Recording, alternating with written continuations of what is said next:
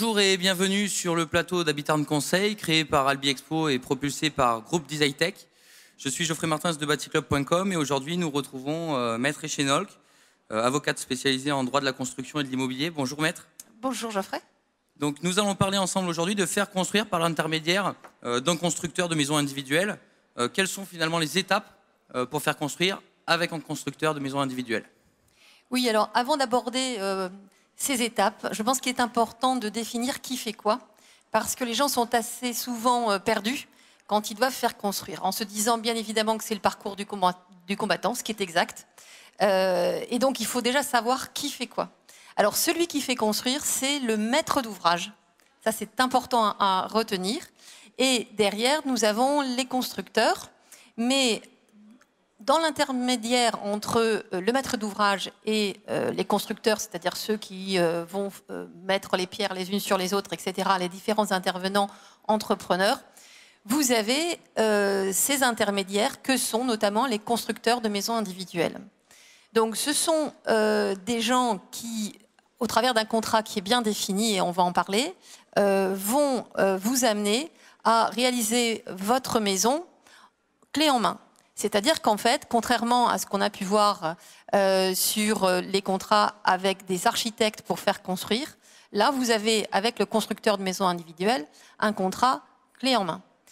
La distinction est importante puisque dans ce cas, vous n'allez pas en réalité choisir la maison totalement à votre convenance dès le départ comme avec un architecte, mais vous allez choisir une maison sur un catalogue qui est proposé par un constructeur et qui va vous permettre de construire.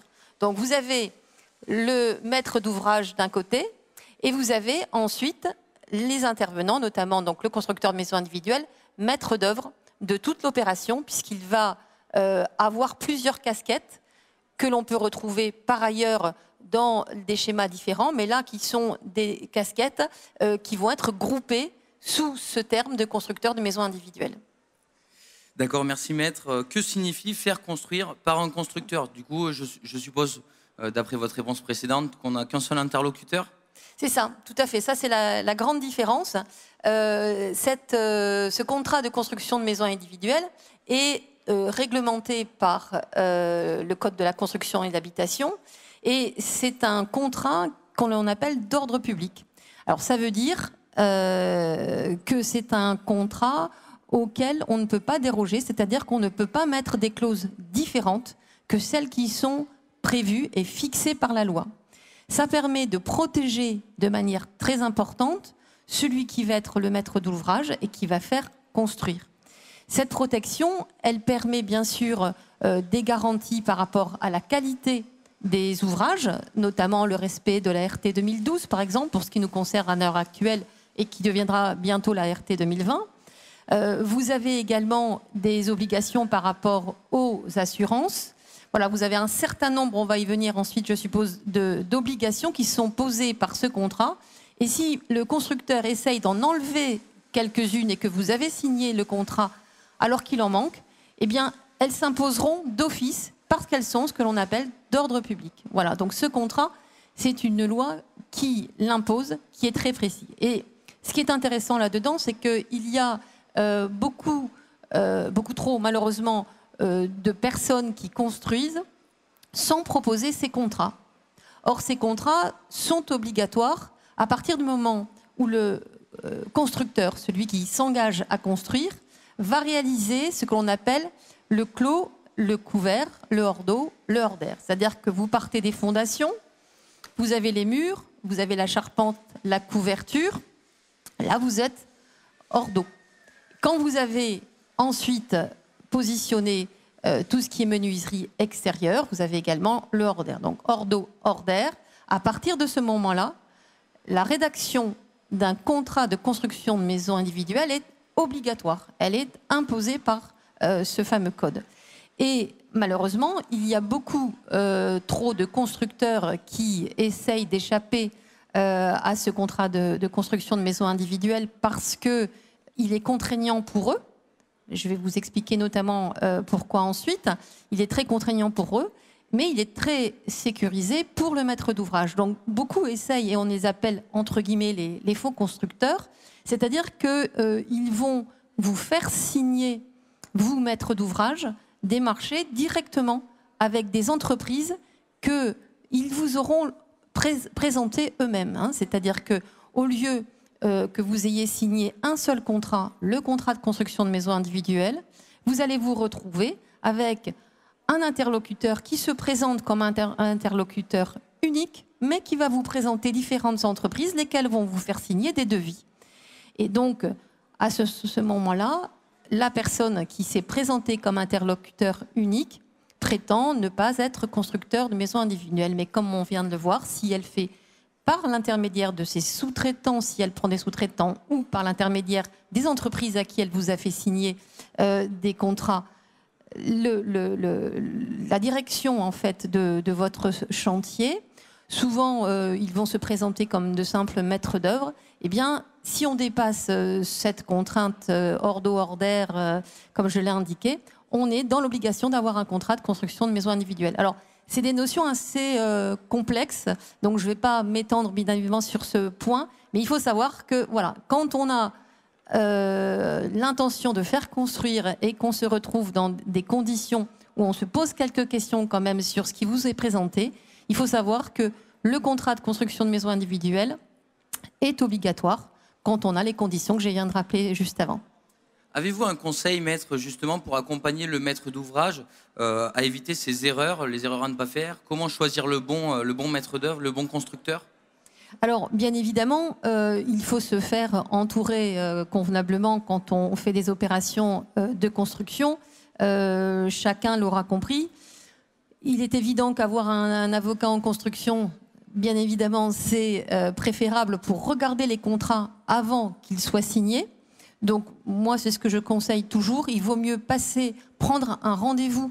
C'est vraiment très rapide au niveau de l'opération à réaliser, mais au moins on est sécurisé parce que ce professionnel de la construction va avoir regardé les contrats et va pouvoir vous dire si tout est carré. Est-ce que l'on se retrouve avec une obligation de contrat de construction de maison individuelle ou est-ce qu'on est sur un autre type de contrat qui peut être signé? Est-ce qu'il y a toutes les garanties derrière? Parce que là aussi, le nerf de la guerre, c'est l'argent, mais il ne faut pas faire des versements sans être sûr d'être garanti derrière que la maison va être réalisée conformément à ce que vous souhaitez et dans les délais qui sont impartis par le contrat que vous avez signé. Et c'est justement les particularités du contrat de construction de maison individuelle.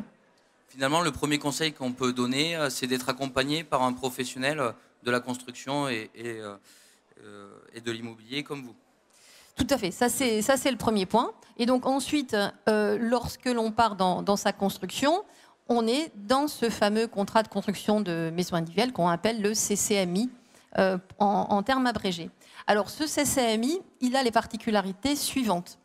Il va donner toutes les indications techniques relatives à la maison. Il doit être accompagné d'un document qui va décrire la maison avec toutes les pièces, ça va jusqu'aux prises, hein, tout doit être absolument bien noté. Et parfois, le maître d'ouvrage, hein, donc celui qui fait construire, se réserve certains travaux.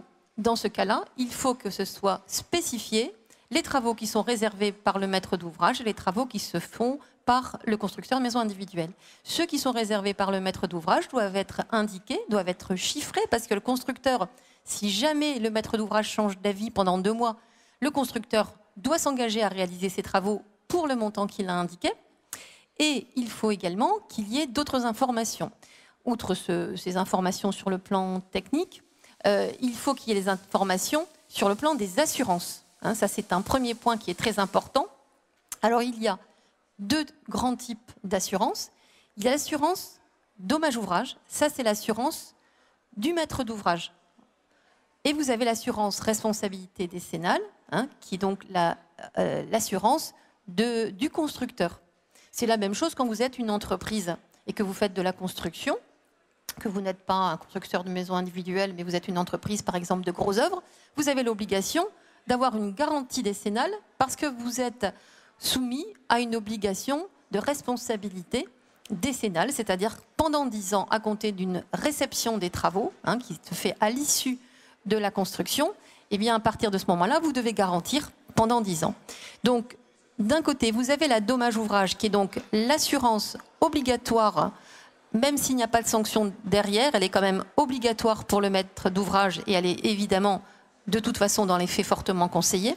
Cette assurance dommage ouvrage, elle va jouer dans le cas principal de la garantie décennale, c'est-à-dire que pour le cas où il y a un désordre qui apparaît dans les 10 ans suivant votre construction, cette assurance dommage ouvrage va préfinancer les travaux de reprise avant même que l'on sache qui est responsable effectivement des désordres.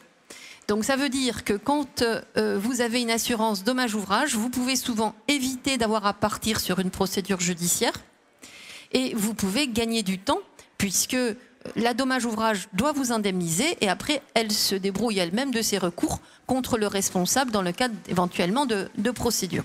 Donc ça c'est la dommage ouvrage, assurance du maître d'ouvrage. Et vous avez donc l'assurance responsabilité décennale qui est celle du constructeur et elle est absolument obligatoire. Mais l'intérêt du contrat de construction de maison individuelle, c'est qu'il ajoute une autre assurance que on peut prendre par ailleurs, une entreprise, un constructeur peut en prendre par ailleurs, mais ils ne les prennent quasiment jamais parce que hors du contrat de construction de maison individuelle, ce ne sont pas des assurances obligatoires.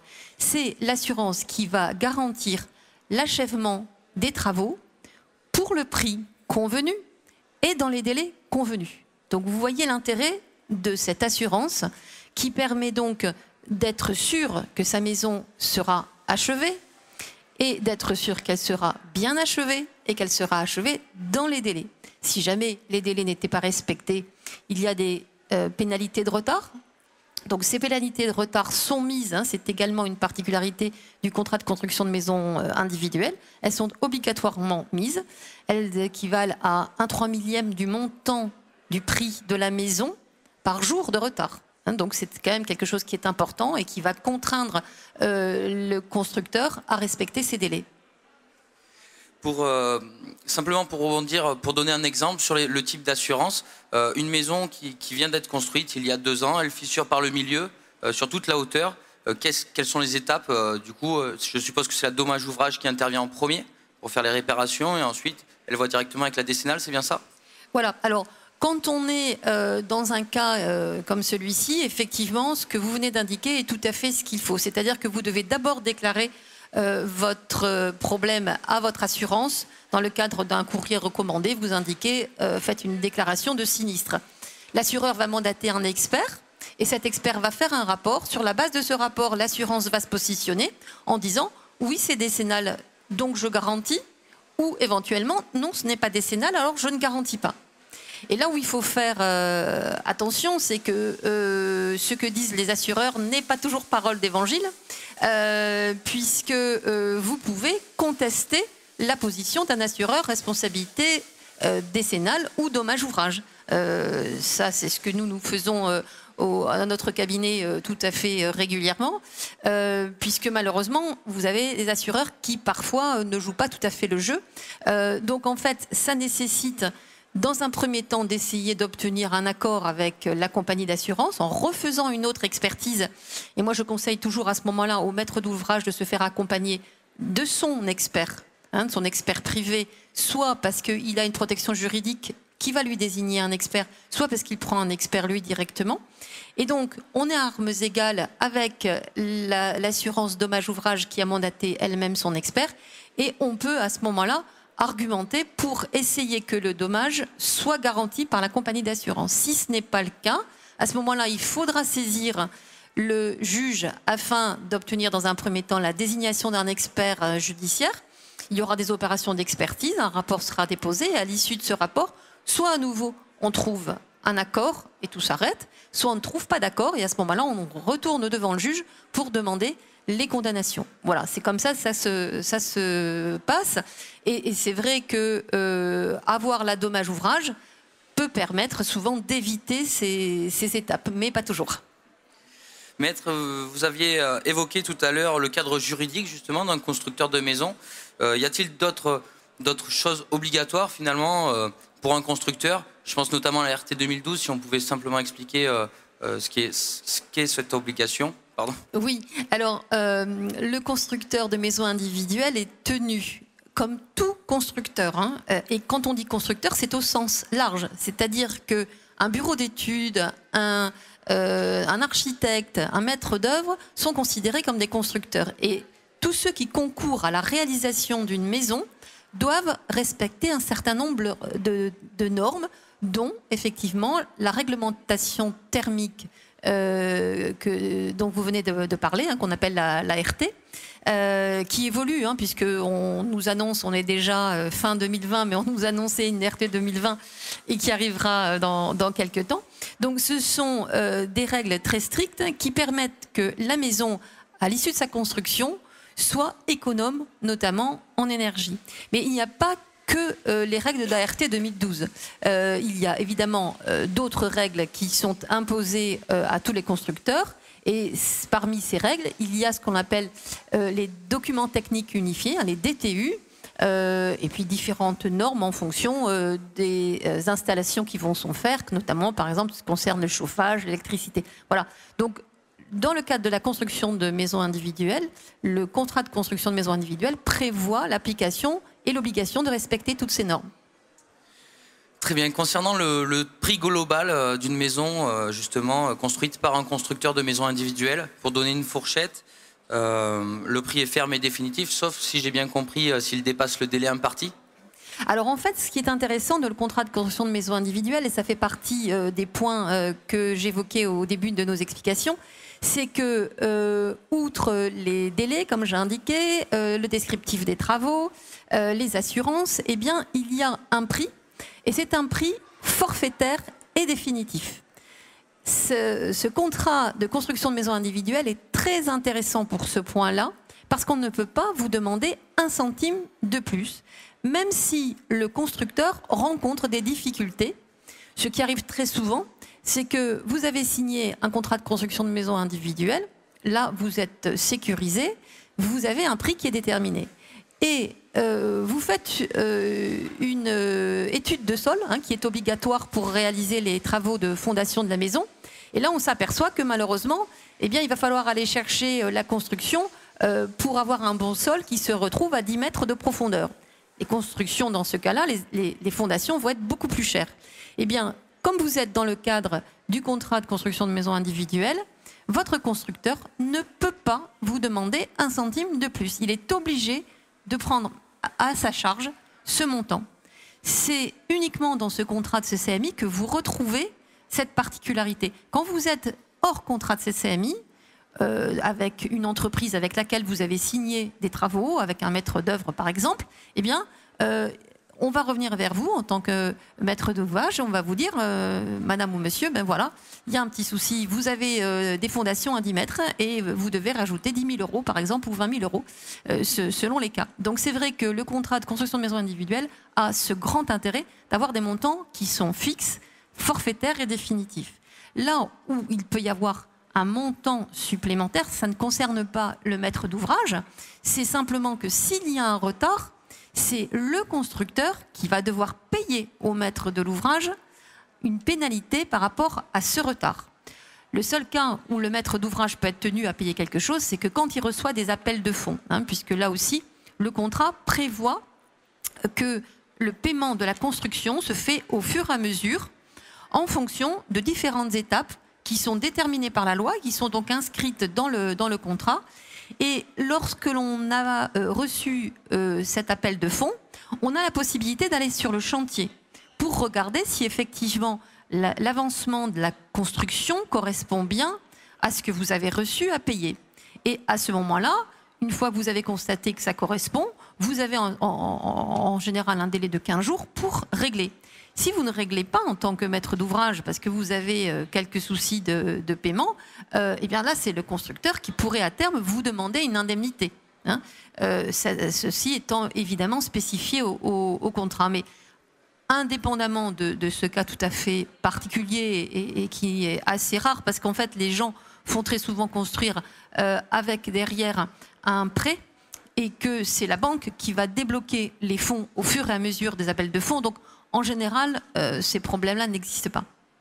D'où l'intérêt finalement d'être accompagné par un professionnel du droit de la construction. Un bon plan peut-être pour trouver le bon constructeur?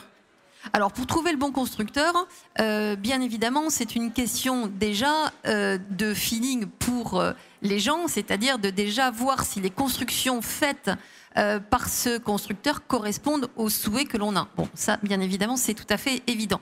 Mais de plus, il est intéressant quand même, bien évidemment, de vérifier, comme je l'ai dit tout à l'heure, que tout était bien carré sur le plan des obligations, des contrats d'assurance derrière, hein, notamment. Il faut savoir que les constructeurs, quels qu'ils soient, doivent être assurés au jour de l'ouverture du chantier. Donc il faut veiller évidemment à ce que les assurances concordent, par exemple, au niveau des dates. Moi, ça m'est arrivé de voir des contrats qui étaient signés avec des dates d'assurance qui ne correspondaient pas. Et évidemment, on peut avoir quelques soucis derrière. Mais hormis ces points à regarder dès que vous avez en main les éléments, je pense que le plus simple, c'est de regarder sur les réseaux, puisque maintenant, on a quand même beaucoup d'informations qui peuvent se trouver, parce que vous avez certains, c'est comme dans tous les métiers, hein, certains qui sont bons, certains qui sont moins bons, d'autres qui ont des difficultés pour pouvoir continuer leur activité. Donc, il n'y a pas de secret particulier pour en trouver un bon. Il faut chercher, il faut se renseigner. Vous pouvez aussi, si vous êtes fait accompagner de votre avocat spécialisé en construction, lui poser la question, puisque bien évidemment, il sera même à ce moment-là, dans le secret de son cabinet, de vous dire quel constructeur il vaut mieux éviter. Très bien, maître. Merci, merci beaucoup, maître Echenolk. Nous allons maintenant ouvrir les questions au public. Avez-vous des questions à poser à maître Echenolk?